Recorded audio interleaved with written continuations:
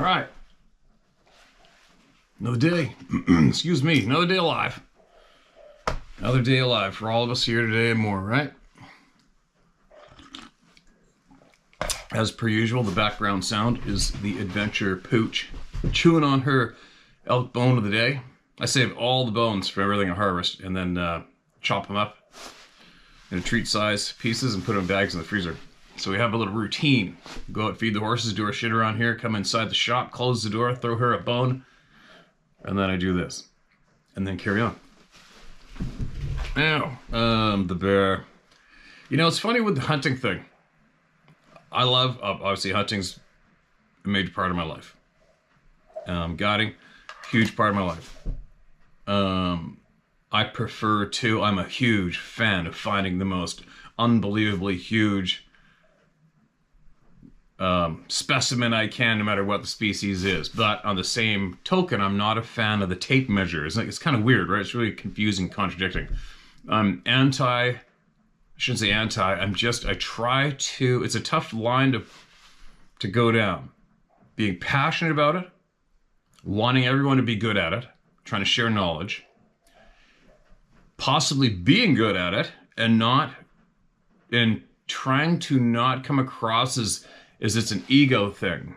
I get what I'm trying to say. I do not see the macho thing in hunting like a lot of people who do not hunt see. I don't see the contest that a lot of people see. Oh yeah, why don't you make it more fair? I don't even know where the contest thing came in. It's not a contest. You're just getting your food, man. You're just getting your food. You know, that's it. When it comes down to it, you're just getting your food. Doesn't need to be difficult. It doesn't need to be extra difficult. It doesn't need to be what some people think is a contest. It's not a contest. It's just getting your freaking food naturally. That's what it boils down to with me. Then when it comes to the part where I prefer to hold out for the largest example, more bang for your buck, way more meat. Right? Treating the herd, treating the wildlife population as though it is your own personal food source. Right? You don't want to annihilate it. You want to try not to take out the females. You want to let them live long, free, healthy, and take them, harvest them when it's time. A lot of people might think, oh yeah, well, you know, those big old bulls, etc., they're not good to eat. They're not as good as the young ones. Yeah, so most of the time, the younger bucks, bulls, whatever, they are a little more tender. Same flavor. You can't change the flavor. A little more tender. But I've proven it to myself for years. As long as you treat the game meat correctly, it's just as delicious. There you go. It's all how you treat the meat. So I have no problems preferring the older, past their prime specimens when I can pull it off. Now anyway, sharing the story, what I'm getting at is when you deliver the story, it's a lot of people, there's a lot of competitive hunters out there that just get their back up when they see you with an enormous example of the species you're hunting, right? They get the back up. Jealous for some unknown bizarre reason. It kind of drives me bonkers. But I try to keep I don't want there to be any superhero or you're a hero aspect to a story, to an experience. It's just another experience in life. I'm no different than anybody. I hope you're picking up what I'm trying to put down. I do not hunt or share the experiences to get stroked or show that I'm some kind of tough hero, which a lot of people. So I've been trying to explain to people when they get off the bush plane, hey, just so you know, if you're a complete moron and I get you the world's record elk tomorrow, you're still going to go home a moron. I'm always the first one to express to everyone, it doesn't matter what you do in the woods, what you harvest, that's not going to change you. All right? That's not putting you up here. Never will. It's not possible. The only way you can get up here is by treating people with respect and helping people. That's it. It's the only way. I'm babbling. Not enough caffeine yet. So I'm giving you that pre-heads up before I share the rest of my experience I had the past couple days. Okay? There's no beating the chest for me when it comes to outdoor experiences ever. Although some people may, because they feel threatened in a way, they're going to read that into it anyways. I'm just giving the heads up. I'm just babbling. I wasn't big on sharing the story yet because yeah, it's just the self-shame that I have to get through first. Because yeah, I'm ashamed. I'm ashamed that I made my poor shot. I'm ashamed of it. I'm still getting over that part of it with me. You know what I mean? I just didn't need to be reliving it yesterday, word for word, right away, like it was some boasting story. Can't wait to brag, which is not the case. It's just the shame sandwich that I'm eating. And then once I've beat myself up enough, calmed down, got the adrenaline dump out of me, all right, now I can hang out and I'll share what happened. It's just another fact of life. It's all there is to it. It doesn't matter who you are or what you do in life. You're going to screw up sometimes. And that's how you get better. Everybody's going to get their turn. Every single outdoors person gets their turn at losing that fish, screwing up with the net on a monster fish for a buddy, missing altogether on that shot of a lifetime, or even worse, making the placement not so good. It sucks. And it's a shit sandwich you got to eat and swallow. No way out of it. So that's what I was doing the past couple days too. Anyway. Yeah, so this bear, I found him and one other bear like 2 years ago. You guys have seen this bear on various trail camera videos that I have, and it took me a couple of years of when I had time trying to figure out where he might go, where he might be. I figured out where he was in the summertime. I knew there's no way one of these two bears wasn't ancient.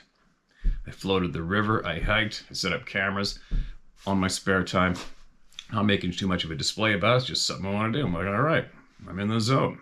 I'm going to harvest a bear. I got a dog. We're going to utilize, I got all the edible meat off that carcass. We're going to use a lot of it for healthy dog food.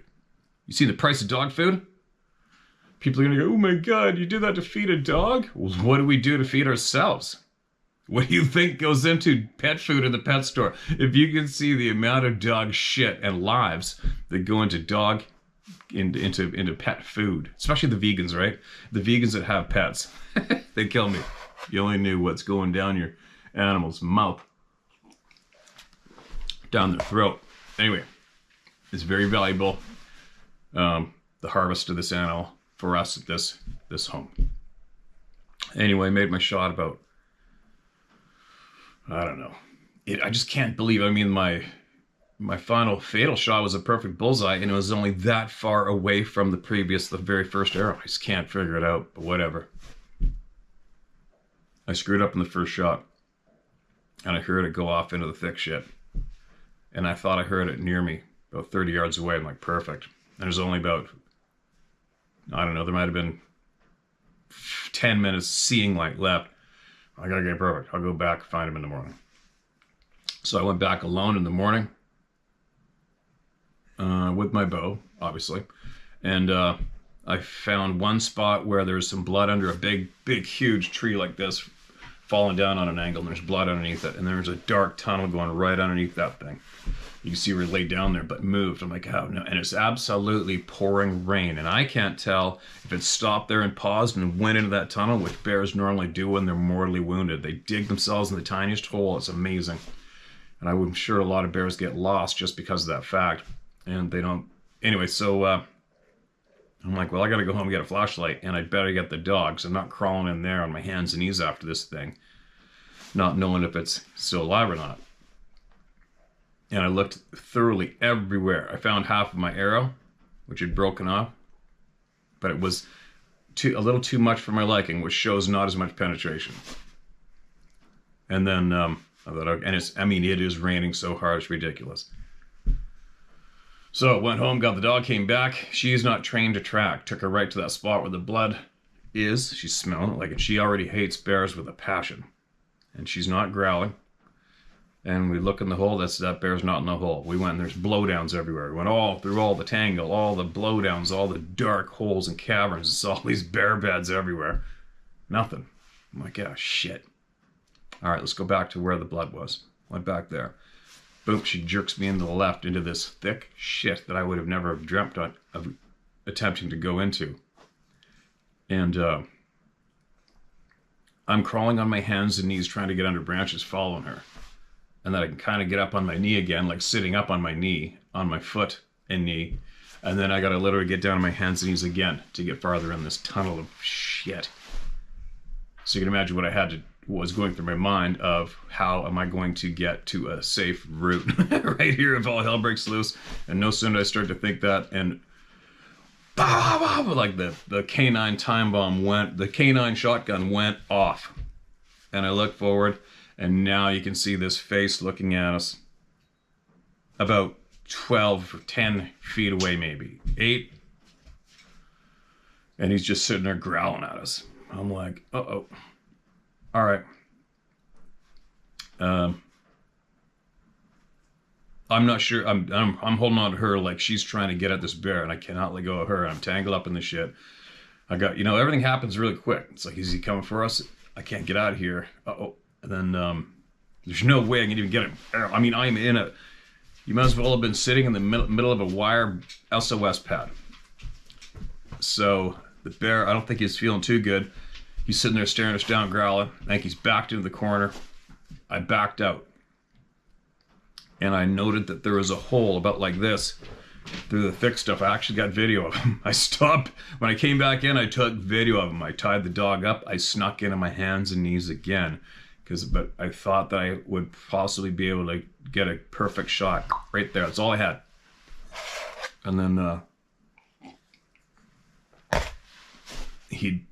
I could just see the black fur in there. And then I made a noise because it's raining so hard. The noise was just like, you might as well have been in a waterfall with the noise, okay? And the wind's going this way, so he can't hear me and he can't smell me and his head's down. And I crawled in there again to about, I think I got about 12 feet away, 14. I'm moving real slow, right? The dog's not barking, she's back. She's like fired up. And then I was literally reaching ahead and slowly snapping branches off to try to create a hole where I could get my bow up without hitting anything and draw back and aim on that small window I saw. And then what happened? I made another snap and I lifted its head up. And now I know exactly what I'm looking at, and that is the shoulder area. I'm looking at that one hole. Like, okay, here we go. Put his head back down. And then I had to put weight on my left foot, which was driving me bonkers because there's a bunch of branches down there. And I'm like, man, I snap one more branch, he's gonna know. So something's going down again. And you got a little bit of adrenaline going on. So I managed to do that, and then I had to reach forward again. I get this rose hip. I think it's called rose hips. One more branch, and I had to reach forward towards him, and I took my arrow off. I'm trying to hook the branch with my arrow to pull it back to snap it off. And then I drew back. Hole's about as an angle. It was a hole shaped like a diamond on an angle, and I had to get as low. And when I put my pin on it, I realized, oh shit, I might be shooting a little lower than I thought. Nope, this is all I got. Let her rip. So what I'm anticipating is I hit a bullseye on this bear, and he's going to spin and chomp at the arrow and spin in those branches and give me a little time to back out while he perishes. Shot, skipped a branch a little bit, whacked him, and then he spins around roaring, rah. And I'm not moving because I'm thinking he's only way out is towards me, and I don't know if he's got a back route out. So I'm backing up to make sure I can possibly reach up and grab a branch and climb up or whatever. And then he blasts through the thick stuff even deeper.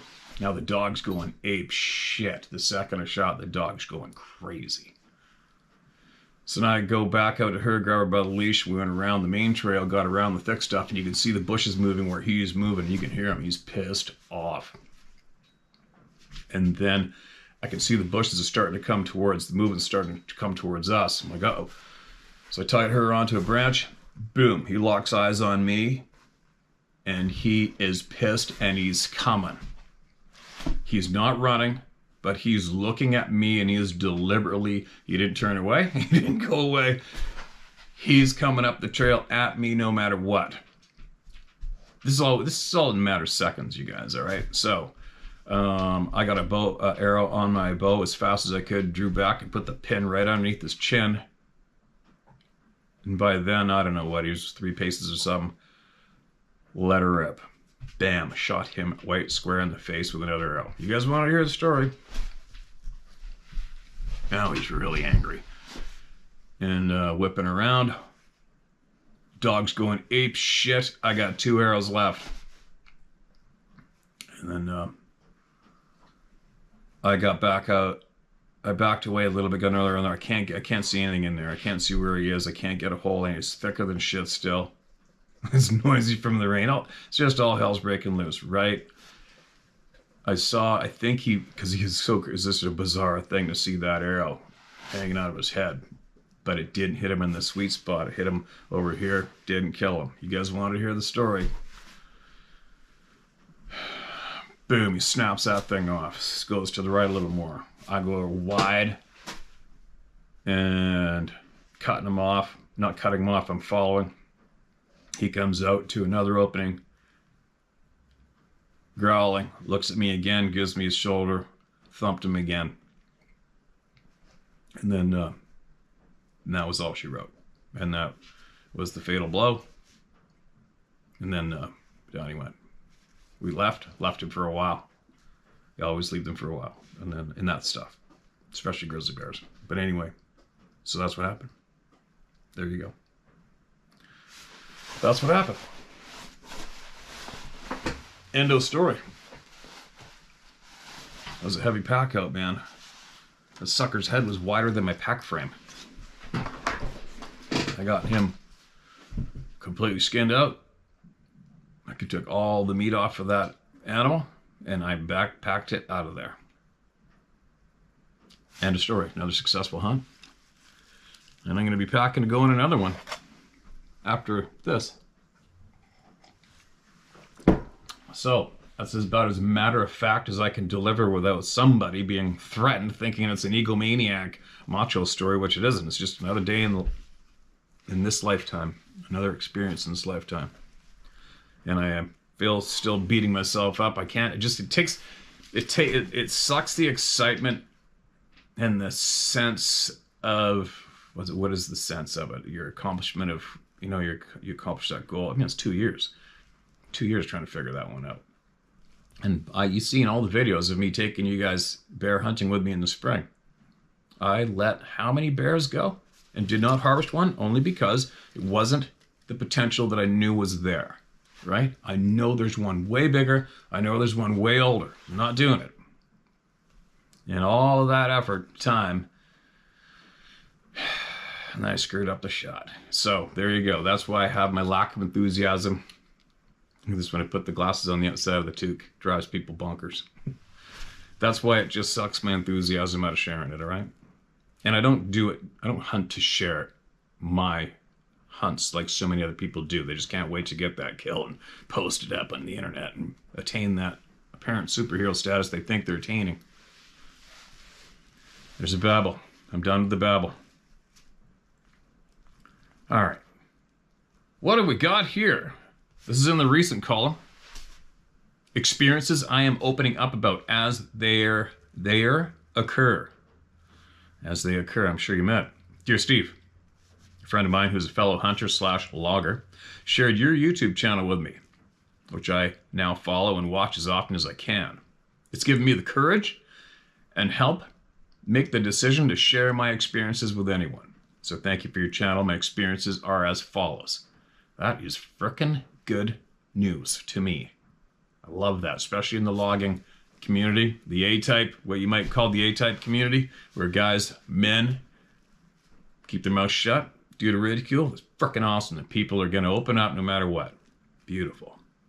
Number one, I was in my early 20s, currently 34, running a logging machine, a dangle head processor, alone on night shifts on the Mohawkum, spelling may be incorrect, Mohawkum Forest Service road that used to connect Merritt with Boston Bar, BC.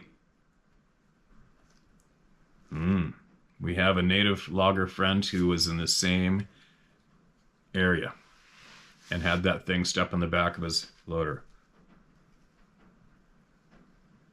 Our logging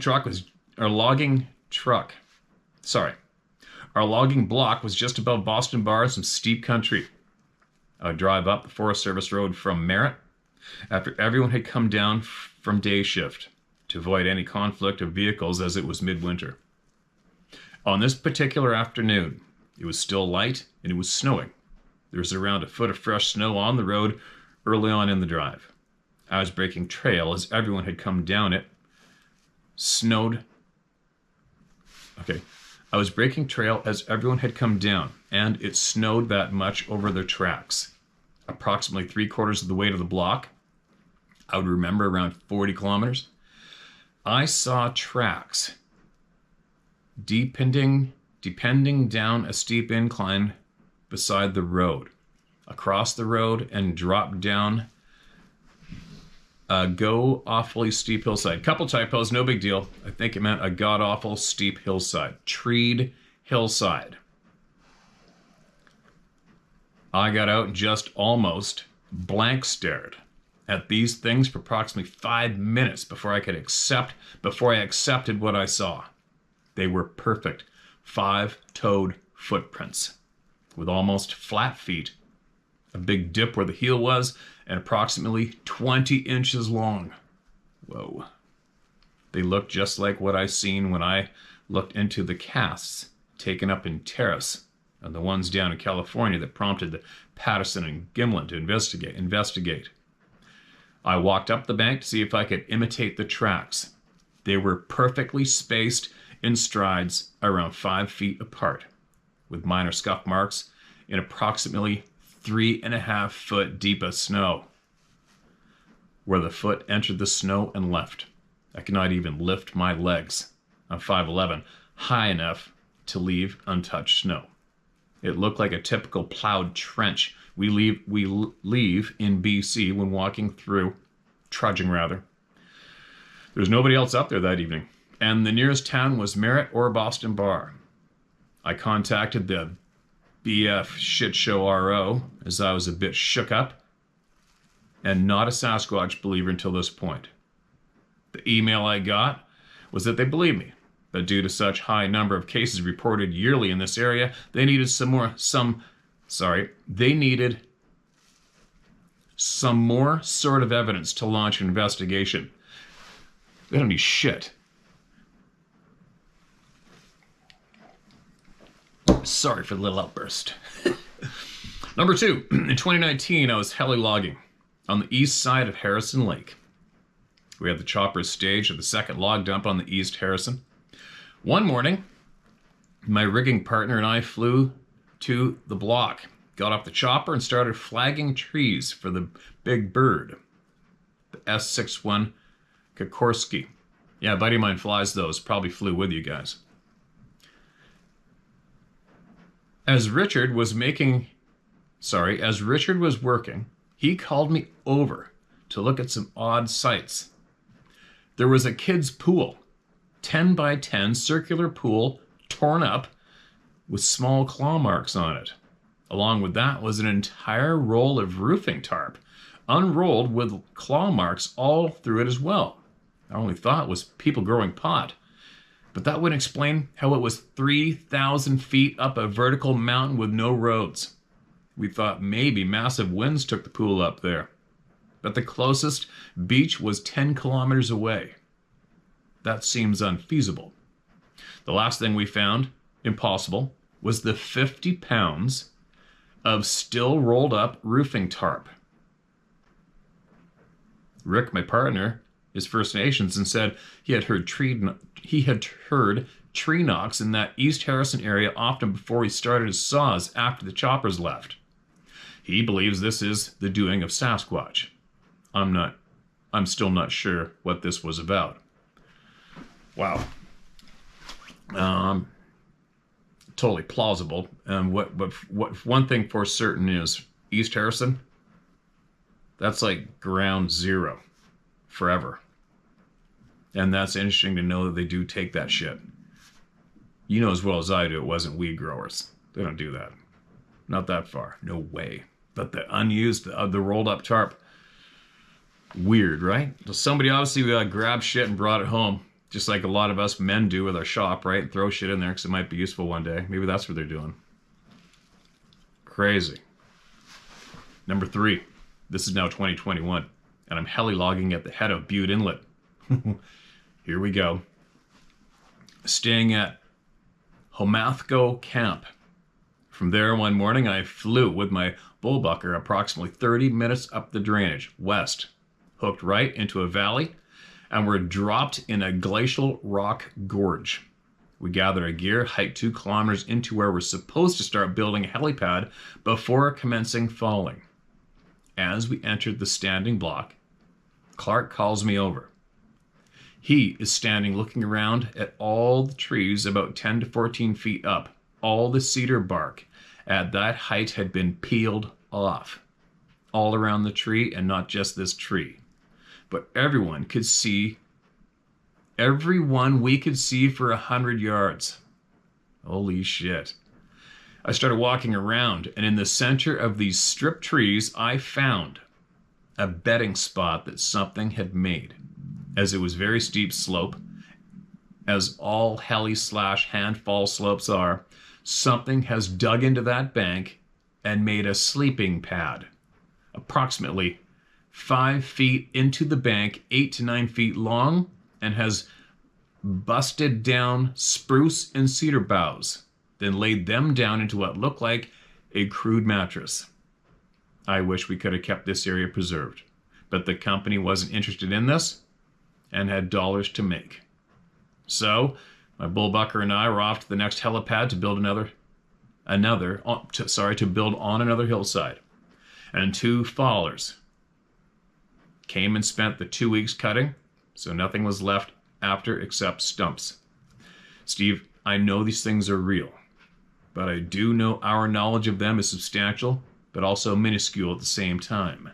I hope you share this and let me know what episode it's on, so maybe I could let some friends listen or give my email to anyone interested in reaching out. Thanks for your time. Wow. There you go. Golden. For me, that's golden. Why? Because it's in my backyard.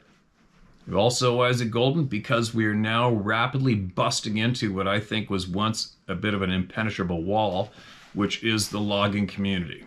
Right? That's exciting for me because I know there's no effing way. There's no effing way. There isn't a piss load of forestry workers who aren't, they're just keeping their mouths shut. They're not saying shit. I'll guarantee it. Guaranteed. I'm sure you're watching this right now because it's a fresh email, right, man? So, there you go. Share it. Make sure you share the piss out of this video with whoever you think may need that little bit of a kick in the ass to share it up. Now, possibly, there's going to be a lot of people in the forestry industry, who are going to be a little insecure about sharing what they know because their employers, if they catch wind of it, they're going to probably think that these guys are trying to get us shut down, right? So my message to all those potential forestry workers that are hesitant to share because of that factor, I'm not going to share your name. I'm not going to share the company. I'm not going to share shit. You don't even have to share with me that you're a logger. You can share with me, but I won't even share online that you're a logger working for so-and-so in this whatever area if that's the only thing stopping you from sharing what you know with us. All right, man? And women? So if you are worried about losing employment from sharing your experience and you're in the forestry industry here in Canada, anywhere, I don't give a shit where, please be assured that whatever you need withheld is withheld. All right? I don't throw anybody under the bus ever. I don't give a shit how significant. I've had a video of one of these things forever. Asked not to share it. Haven't shared it. Military video. Thermal video. A helicopter chasing the damn thing up the mountain. They asked not to share it publicly. I don't share it. So anyways, I'm just using that as an example to assure you that it's okay. It's safe, man. It's safe here to share it, all right? So let's hear what you got. Now, the cedar bark thing. I found a huge cedar tree with all the bark stripped off about, I videotaped it. That cedar bark was about 14 feet up from the ground. I mean, we're talking steep as shit. And that hill is directly across the valley from where I filmed those 2 lights way up in the mountain And it was like -20, 4:30 in the morning when I videotaped those lights, and I showed them here. I just can't remember what video it's on. Sorry. But it's on my channel. And it's also across from where I heard a scream, but not the T-Rex type scream that rattles your ribcage. I just heard a vocal scream at first light on that other side of that valley. I found a footprint on that side of the valley. I've talked to a lot of people who have seen them on the other side of the valley from me. So what I'm saying is, just right here to right here is where I found that cedar tree with the cedar bark stripped off, and I shared it on here. And of course, people went, "Look at this, squirrels did it." Obviously, idiot. Have you ever been in the forest? I'm like, yeah, I've never seen that before. And I also, on the cedar strip thing, I also spoke with, they may be repeating this, but oh well. There's tens of thousands of new people here since I probably shared this story. And somebody I ran into on a hunting forum, they private messaged me when there was a thread going on about Sasquatch, and I was the biggest asshole on that thread because there's so many guys shitting on people coming forward. And they had bought their dream home, I believe in Cranbrook or something in British Columbia. Log home, cattle ranch, mediocre. This creek in the back, 40. They were hearing screams out back, alarming screams.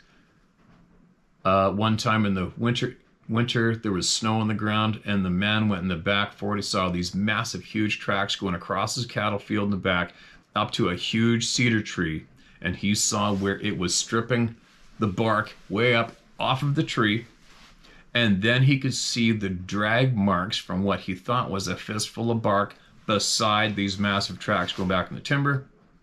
And then later on, I think in the spring or summer, he went to the back, hearing these screams, went to the back from the house. So he had to travel through timber till it busted open to the pasture. And then he's at the back of the pasture. And this thing was screaming, getting closer and closer. And here it comes. And it crossed diagonal in his cattle field right in front of him, screaming. Huge, massive, reddish brown, typical description. And I recall he had anxiety because his wife was coming behind him and she hadn't come along yet. So basically this thing's going that way, he's here, and his wife's supposed to be coming here. But she never bumped into it. And he was really bothered and troubled because this was their dream home, their dream plan in life. And now it was ruined for them because they were so freaking terrified. But anyway, there you go. The cedar bark is a thing. But it's interesting. Obviously, there wasn't any cedar bark mentioned in that makeshift pad, right? Now you go to the wondering why. You try to picture the details that you witnessed, your friend witnessed, and you're trying to figure out why, what's up. All right, so I'm a huge, intelligent, human-like being. I'm obviously up in the middle of frickin' nowhere. Why am I going through the absolute big-time physical pain in the ass to dig out of the steep bank, go collect all this shit, put it on the ground, and stay up there, hidden up there? What am I hiding from? Why am I still up there? Why am I staying that high in altitude? Right? The majority of the game is going to be down below, unless you're into eating mountain goats every day, especially in British Columbia. So that's in BC, up in that alpine. There's going to be mountain goats for sure. Maybe the odd group of mule deer, but if you really want to get into food and vegetation and berries and shit, which I don't think that's the motivation, but I'm more wondering why. I mean, these beings can do some things physically that we can't wrap our brains around, as in traveling. Why wouldn't it be easier just to rip down the slope to a nice flat patch in the forest with all that nice cushy moss under your ass? Why are you that's what my brain's doing. Why are you motivated to stay up there? Why that big effort to stay up there when you're already way far away from human beings? What else is making you stay up there? See what I'm getting at? What's making you stay up there? Is it your ability to exit here rapidly by not straying too far away from that particular spot on a rock slope in a basin, whatever? Is there a particular area up there that you can't stray too far from? Maybe. Or is there a threat from something that we're not familiar with that's making you stay up there and go through that effort to dig out that bank and make that bed and hang out there solo by yourself?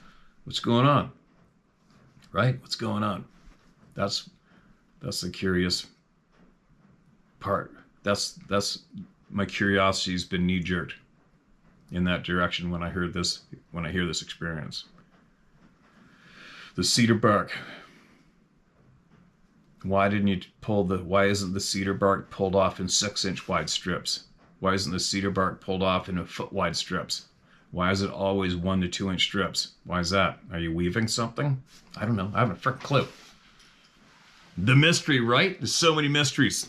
So many things that I'm curious about. I'm so frickin' stoked that you shared that and came forward, man. Please share the shit out of this and keep digging.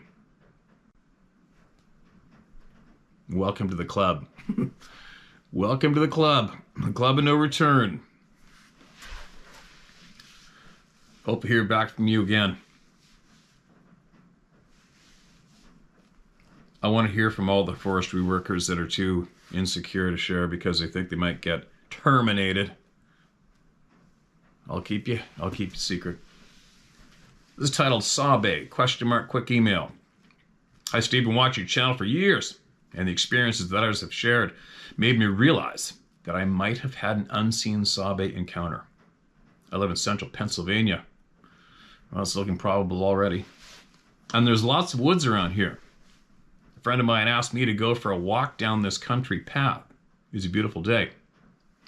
And the sun was starting to set. All around us was big trees and the path was grass, no rocks or branches. It felt like working through a forest maze.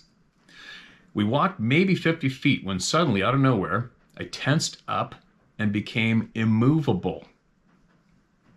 That'd be creepy. My friend looked at me like I was nuts and asked what was wrong.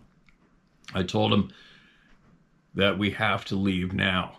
He asked why. I was upset that I wouldn't keep hiking. I told him I didn't know. I just knew we needed to leave now.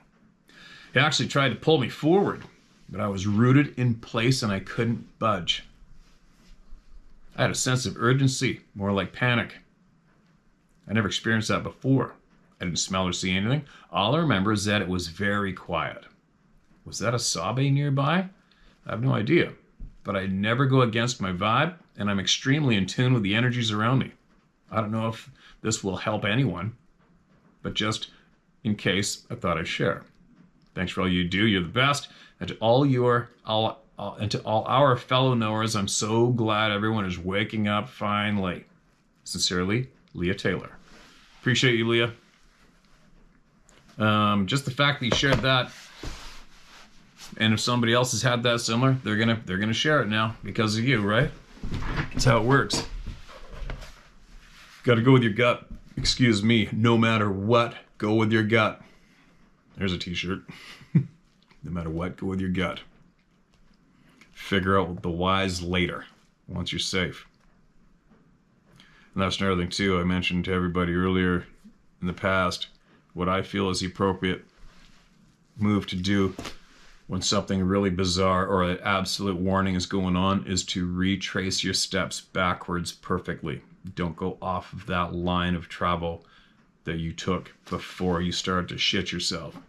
Before the alarm, before your natural alarm starts to rip. When it does, or you're frozen, turn around and do not deviate off of that path you took. All right? You turn around and you go back the exact same way you came. That is my advice, if I could give any, for someone who may have that happen in the future. All right. I found a short one here. I think I've shared it before, but it's from a 12-year-old boy. I'm going to share it again just to be certain, all right? Hi, Steve. My name is Caden. I'm 12 years old. My grandpa and me watch your channel all the time. I want to tell you about my encounter while camping close to Bryan Head, Utah. So one night I was just sitting there in my tent in what looked to be a place where a deer had sat, but a spider fell on my head. And it interested me, so sorry. Shit. Oops. Sorry, guys.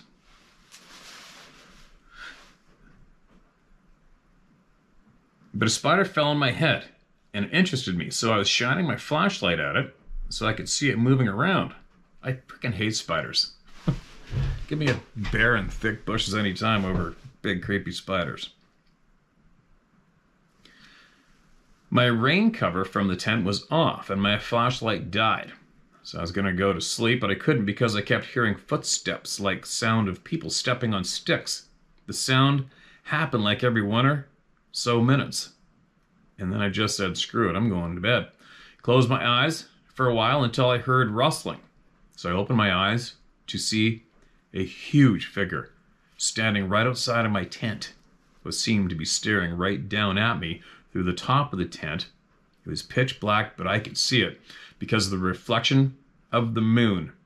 Except for any human-like features, all I saw was the figure. And at my age, all I could think of was hiding under my sleeping bag. But I checked to see if it was just a tree or not, but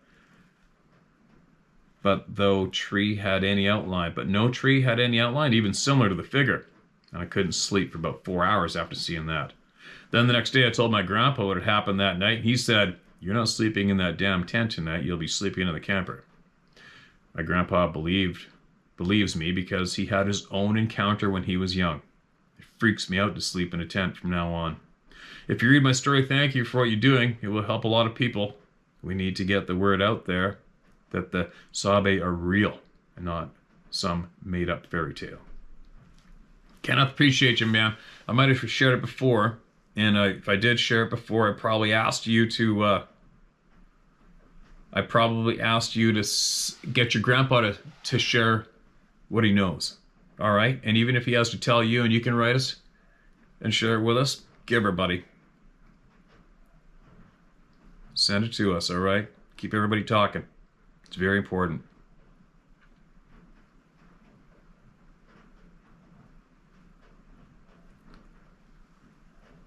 All right. Just going down, trying to find stuff that I haven't shared. All right, here we go. This is titled Skunk Ape. Hey, Steve, my name is Art Franco. This is an older one, you guys, I believe. Is there a date here? No, there's an older one, though. My name is Art Franco, and you can tell everyone my name. I live here in North Florida, Jacksonville to be exact. I'm a lifelong coon hunter, and I currently build boat docks and boathouses through the swamps off the St. Johns River system. Most people here haven't a clue what's going on with these things, and I do my best to warn them, especially a customer who has kids playing or fishing off the docks we build. All will listen because I won't shut up about it, but no one believe.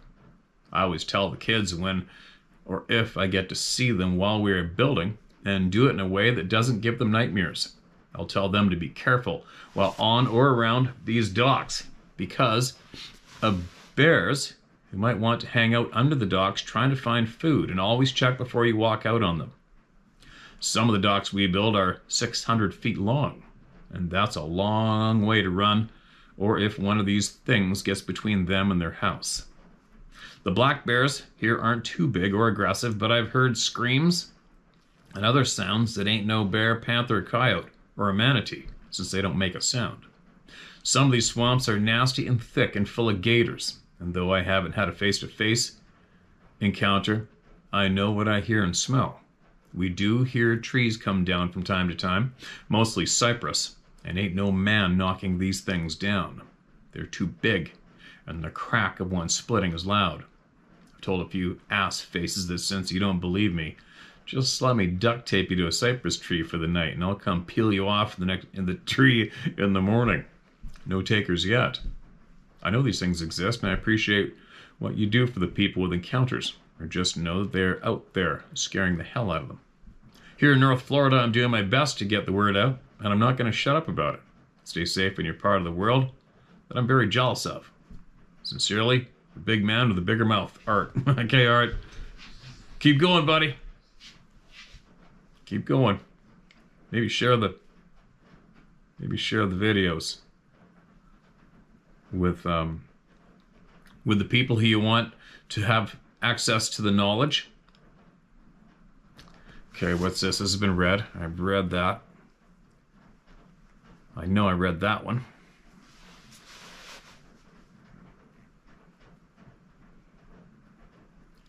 Ooh, here we go. All right. Mark, this is read. I hope I didn't share it because I'm looking at the older column, you guys, all right? Moose calling and scapula scraping / wood knocking brings a visitor. That'd suck. Sounds vaguely familiar. Hi, Steve. I'm Lee Crawford. Feel free to use my name. I don't give an F about what anyone thinks. I've written in before about an earlier experience, so here's another one in the series. It was mid-September 06 in Ninilchik, Alaska. Ninilchik, Alaska, that this event occurred. I was in the process of clearing my 10 acres of land about 2 miles outside of town, tucked away in the Ninilchik River Valley.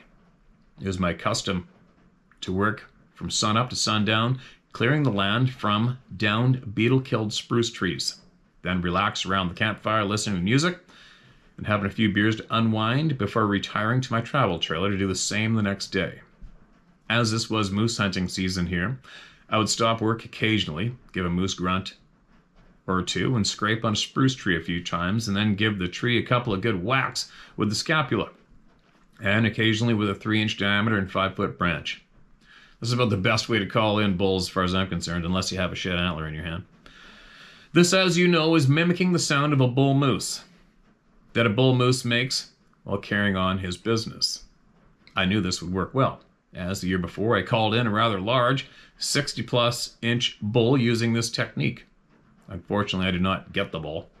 Didn't present a good shot, but hoped this year would be different.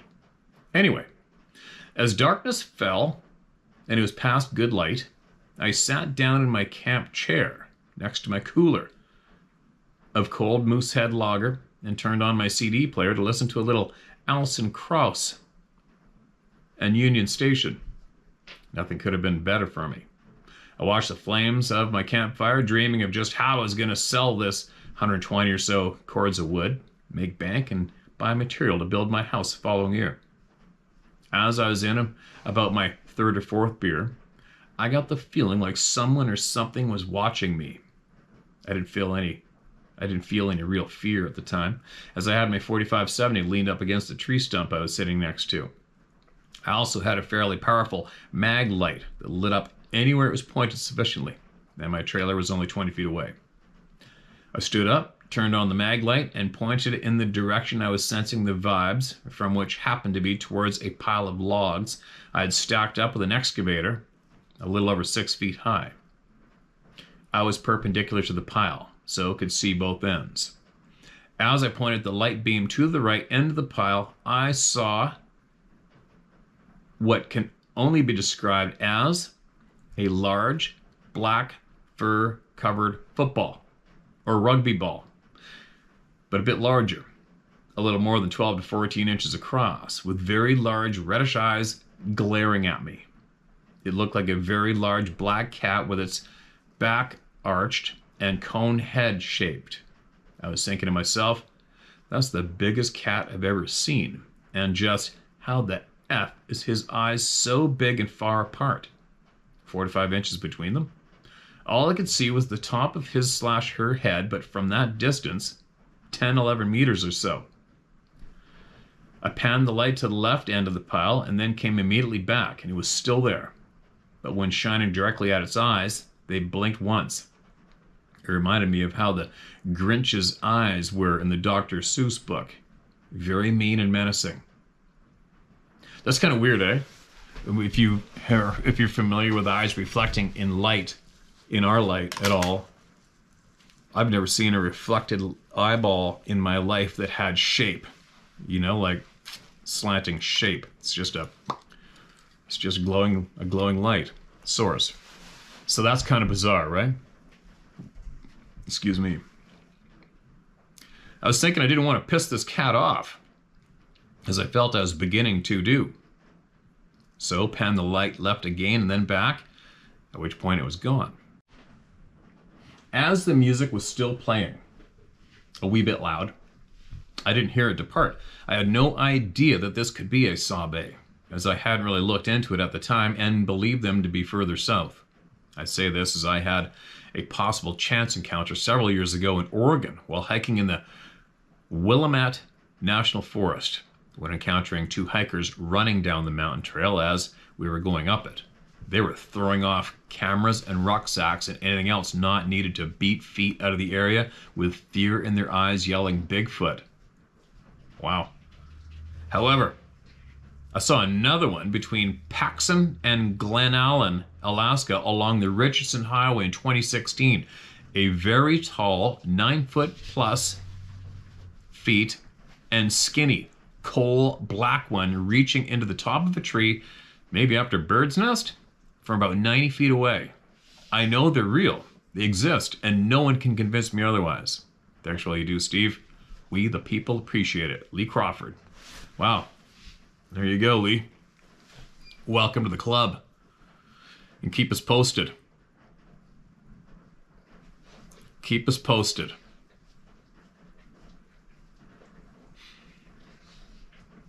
All right. What do we got here? How long is this one? It's pretty long.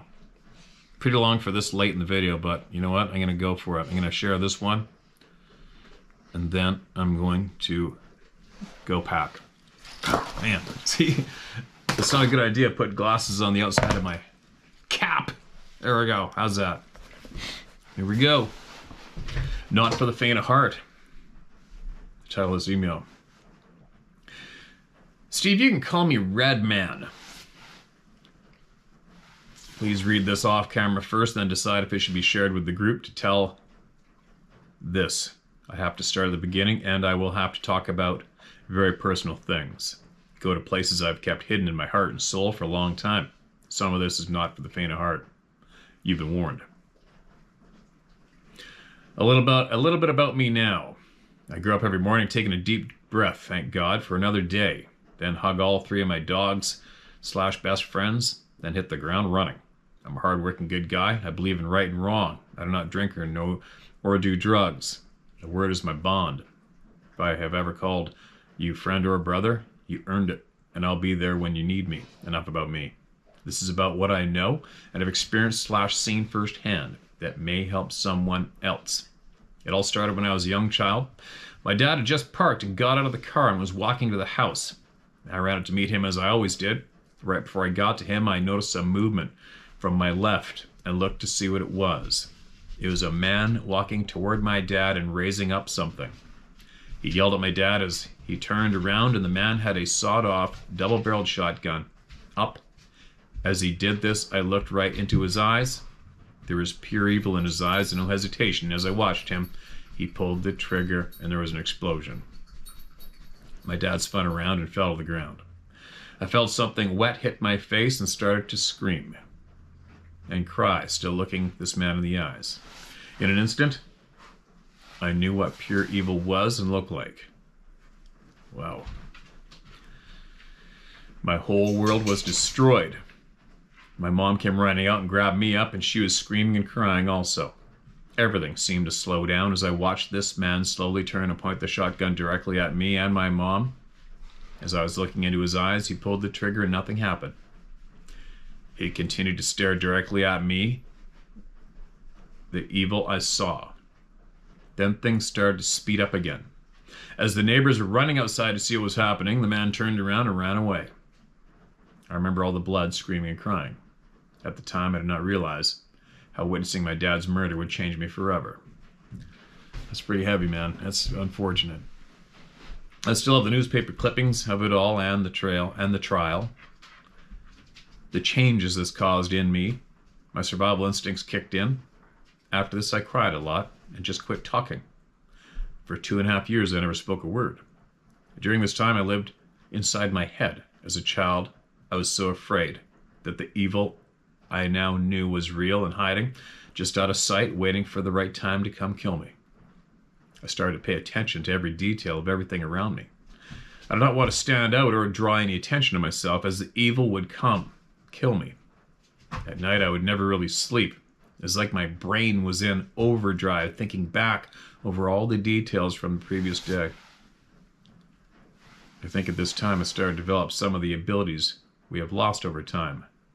For me to be able to survive this, it's crazy, I know, but it did not take long for me to start to notice that things were changing. In school, things started to become easy for me. It was like I could remember everything. I started to notice rhythms and cycles in everything around me. Slowly at first, then over time faster. The thing is, I realized slowly that no one else seemed to notice them. And then I started to feel and sense things like when people were near me, but I could not see them yet. Over time, I now can feel their presence from a good distance.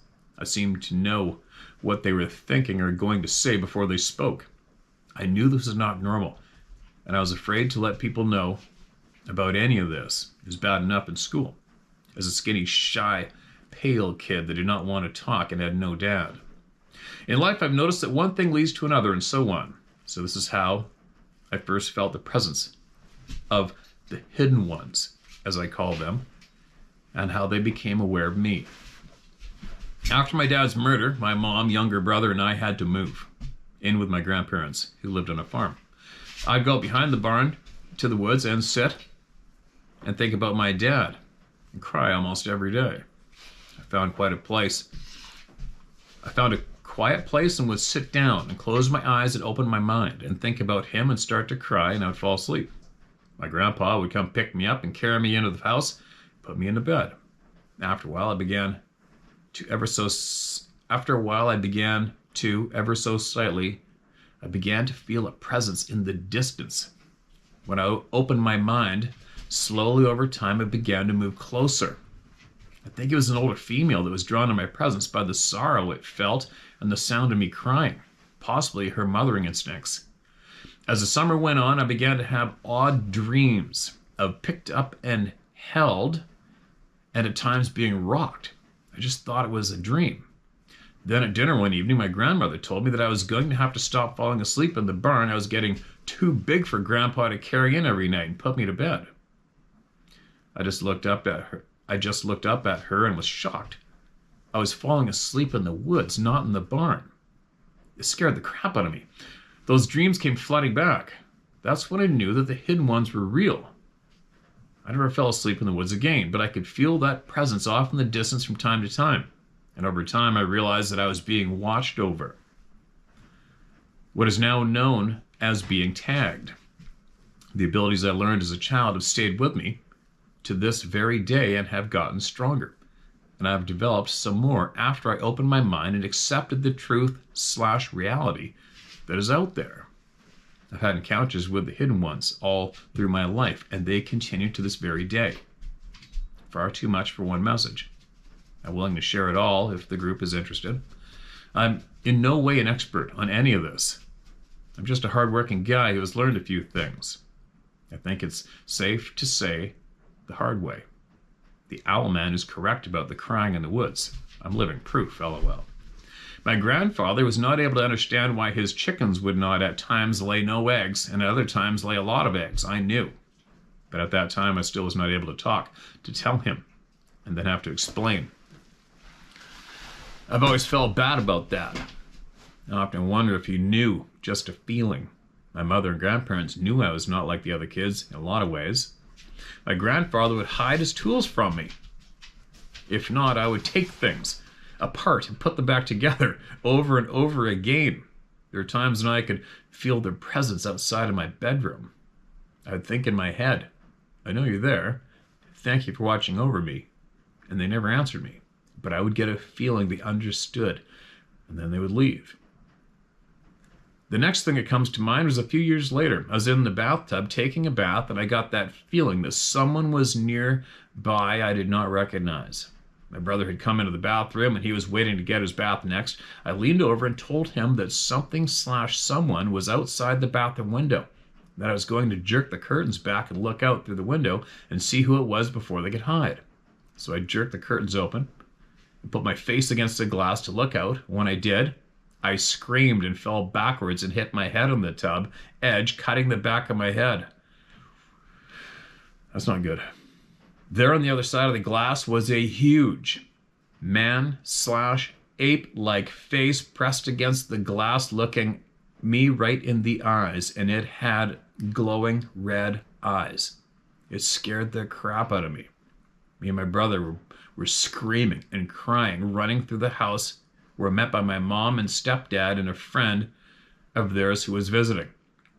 They turned and ran outside looking for what it was, but but no one in sight anywhere. I've not done that again to this day. Lesson learned, LOL. Not funny then, but now. It took a bit to get the cut on the back of my head to stop bleeding. I don't think it wanted to hurt me. I would have sensed danger, but did not. I have things I need to get done, as I'm sure you do also. I'll write in with more of the things I've experienced that may help someone, if the group wants to hear more. Steve, keep up the good work, my brother. Redman. Redman? I'm sitting on the edge of my seat waiting for more. And I'll guarantee you, if you read the comments under the video, I guarantee you there's going to be a whole pile of people saying, Redman, share it all, man. Share it all. Please share it all.